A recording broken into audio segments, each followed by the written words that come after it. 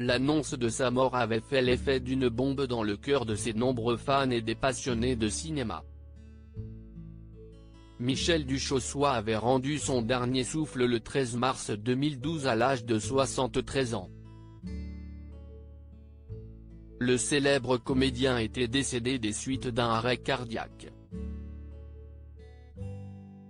Il s'était fait connaître pour avoir été sociétaire honoraire de la Comédie Française et pour avoir joué dans de nombreux films sous la direction, notamment, de Louis Malle, Bertrand Tavernier, Claude Chabrol, Alain Corneau, Costa Gavras ou encore Patrice Lecomte. Il avait fait ses premiers pas à la Comédie Française en 1964 après avoir étudié au Conservatoire national d'art dramatique. Durant toutes ces années à la Comédie Française, il ne tiendra aucun rôle principal mais de nombreux seconds rôles.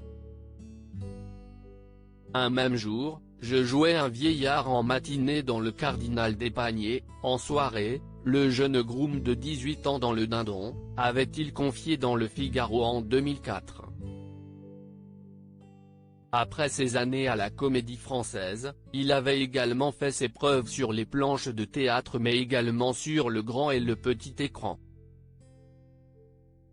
Il avait notamment été connu du grand public pour son rôle dans Jeux de massacre, d'Alain Jessuat, et à ses apparitions dans des feuilletons télévisés à succès comme Palace.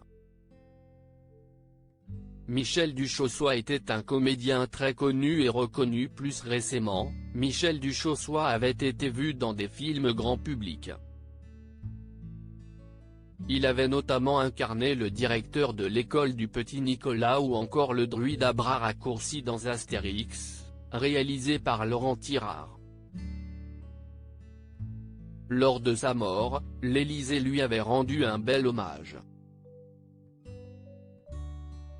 Avec Michel Duchossois, si est un immense comédien que nous perdons, un des plus populaires, un acteur qui, au fil des ans, s'était imposé auprès du plus large public, et dont la voix profonde, celle du parrain de la version française du film de Francis Ford Coppola, était familière de tous.